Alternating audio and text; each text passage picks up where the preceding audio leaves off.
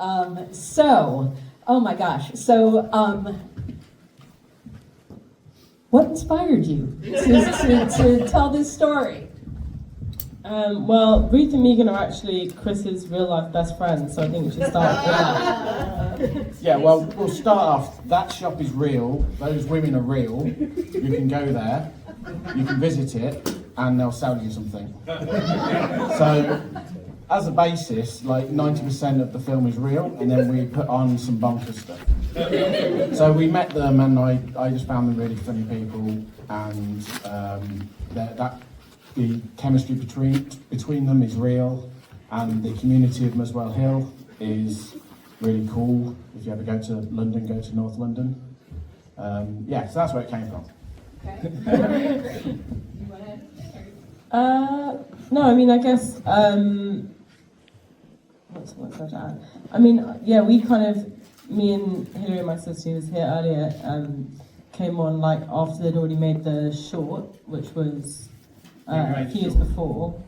And yeah, I guess like there's so much story. Well, once exposed, people were trying to cast to the real world and those two, they could see that the core of the story was there and believable. So that kind of made it easy.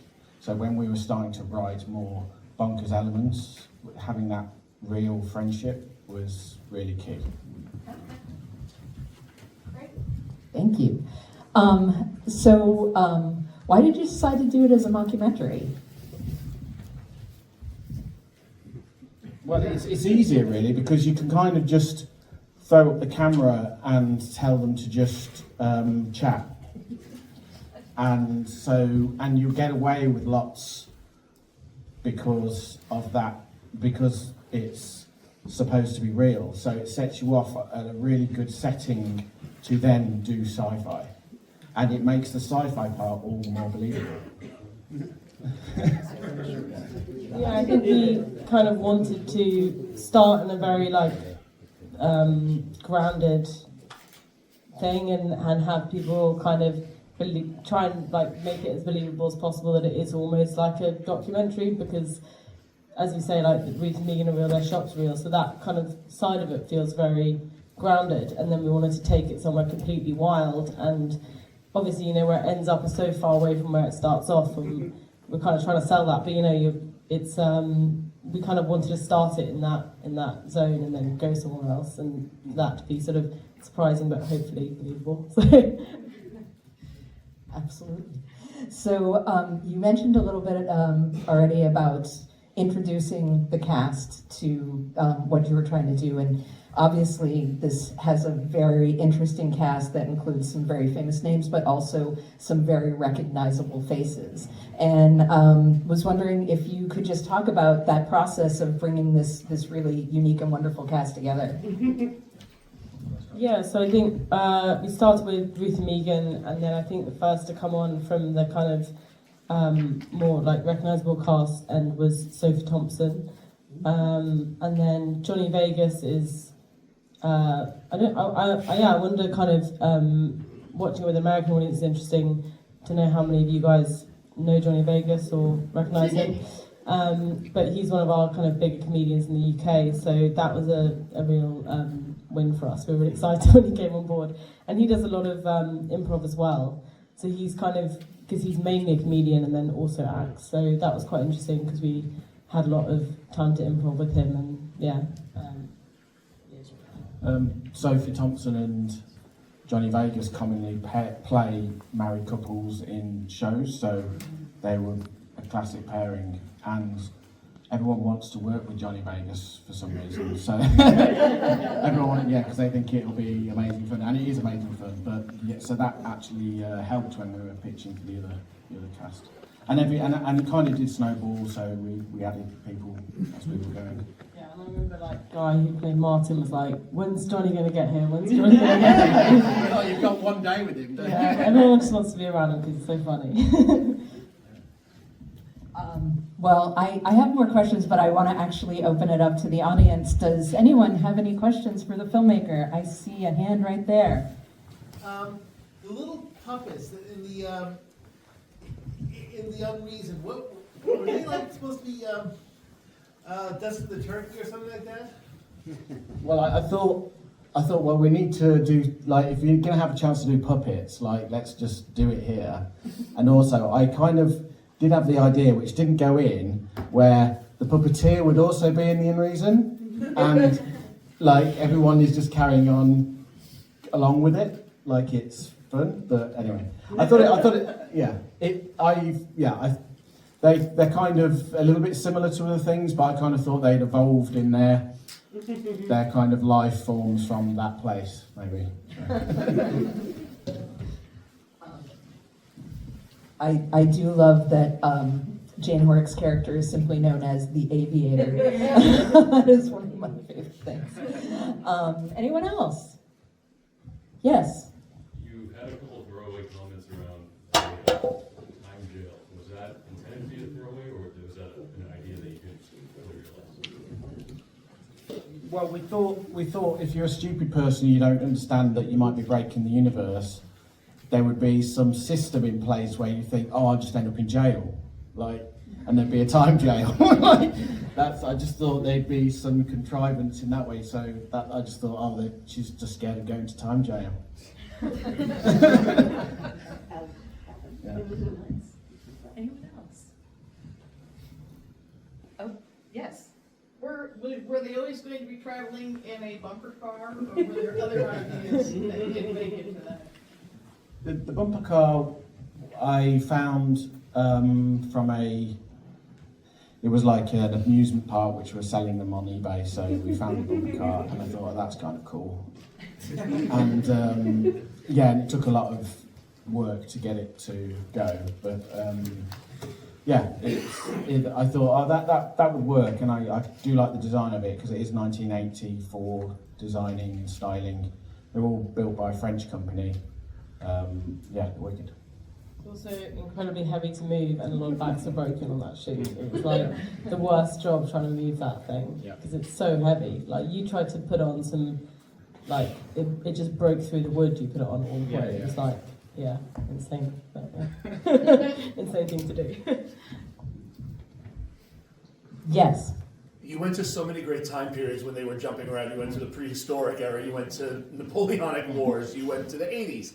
Were there any other times that you would have, looking back, would have liked to add, or is there anything left on the cutting room floor that you would have liked to have worked into the narrative of the places that Ruth and Megan jumped to for their... We had millions of ideas, and it was more like what we could get done within the sort of time and budget constraints, obviously. So, and London obviously has a lot of realm to do lots of Dickensian and Victorian things and things like that. So, there was tons that we wanted to do. Did you have any? I think there was a sweet shop we were going to go to that was in Muswell Hill that was going to be Victorian, but it kind of, a lot of that time travel we did all in one day, and it was a crazy day where it felt like we were travelling 3 times. We just got in a car and then got out, and it was suddenly like, oh, we're in a Western thing, and then we got back in the car and then we got out and we're like, oh, in an 80s. And we did at least 3 or 4 of those in one day, and it was so weird. And I remember a lot of the shoot was really grueling, but that day everyone was like, oh, it's just like playing and travelling around in time, and it was so fun. But I think it was like a time thing, kind of straight of like how many things can we hit in those couple of days. We're super blessed, obviously, in the UK that we have loads of these places that you can pop to. You've got a castle or things like that. So. Thought I saw, yes. Yeah. Could you tell us about a little bit about the visual effects? I noticed there's a lot. So how was it? Was it a nightmare or fun stuff to do? You can tell us about a little bit. Yeah, the visual effects were mainly done by the brewery, which is a little bespoke company in London that do a lot of comedy actually, and they did all the 3D things, so flying through the vortex and things with the machine, and flying the flying school van and that type of business. Then we had a lot of miniatures in there, which you probably didn't notice, but there's miniatures to do with the shop and the van when it's parked up and things like that. And then just tons of puppets, miniatures, plates and things like. But we did most of the things like old school, just because it's the easiest way. So yeah, within our time, you know, it's like it still took us a long time. It was like probably nearly 2 years totally to do the VFX, like from when we started. Like, yeah. You first. Did you ever consider having them go to the future? I always thought there's like the age of the machine is the limiting factor. I always thought that rule. So you can't go beyond where the machine's travelling. I just thought that'd be the easiest way to deal with that. Although the song at the end is Year 3000, which is ironic because we never go to the future. Yeah. So that's the last the last chapter, is that song. What about a sequel? Well, the sequel idea is where they obviously become famous, and then Muswell gets overrun with like tourists, and then the sequel is just them going back to undo me ever turning up and like ruining their lives. They just want to go back to just selling on Etsy or something. Did we have one more back there? Yes. Yeah, I was wondering how long it took to shoot everything, and also if you had any like favorite memories from the shoot on set. Yeah, well, the shoot was in a few blocks, wasn't it? Like 2 or 3 blocks. Just we mainly did them around. There was a studio shoot for the Unreason, and then there were some location shoots, and it was just a lot easier to plan the cast around that.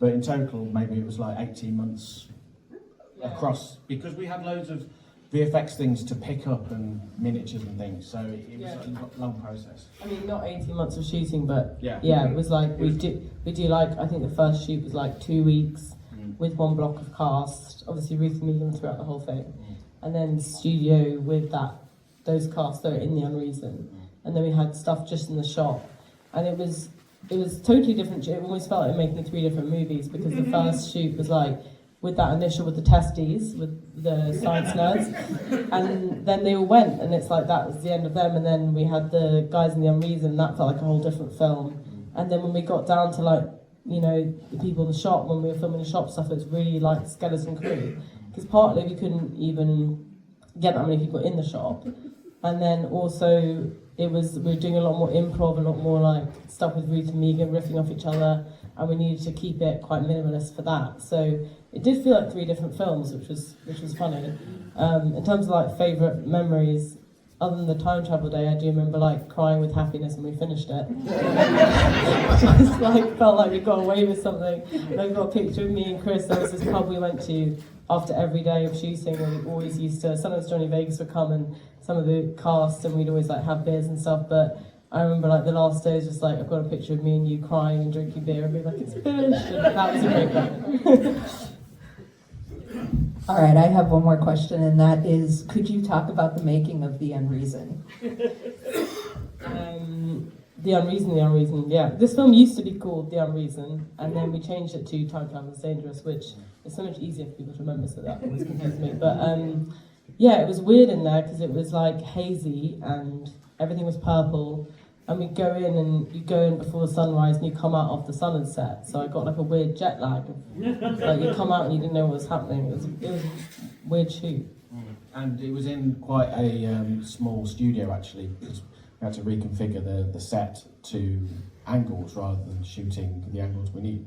So it was complicated to reset that big board game every few hours for something else. But yeah, we kind of did get into a weird mindset doing that.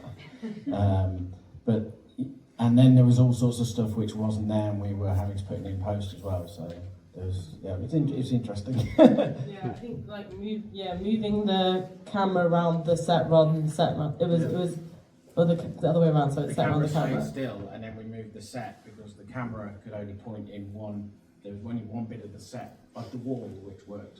Yeah, because it was actually much smaller than it looked. So that just I never got my head around it. But there was a map, and everyone was always like, "We're here on the map," and it was so complicated. It was like, yeah, insane. But that must have been a continuity challenge. So anybody have any more questions? Oh, wait, okay, we'll start there. Do you have it, is this going to be on Netflix so I can tell my friends where to watch it? So Someplace we else? are definitely coming out in the UK in cinemas on the 28th of March. As far as US, we don't know yet, but keep an eye out because we're going to do some more festivals. We're going to CineQuest in March as well. So I think because we did all our UK festivals earlier, and now we're kind of doing the US. So I think it'll be a bit later in the US, but hopefully a little bit after that. Yeah. We'll make sure it'll be available here. It'd be mad not to. Right? I think we had one more back there, yes. Just for your leads there, banter was fantastic, and I was wondering how much of that was actually scripted versus ad-lib? Most of it was scripted, but we would then do kind of what we called like a wild take at the end, where people would make stuff up. And I think sometimes improv is way better once they've already done loads of takes of what's scripted, because they have the context and the structure, and it's so much easier to like play around after that. But the interviews, I think, is where we got the most improv in, because sometimes we would just, Chris as the interviewer would just say things, just ask questions and just see what they said.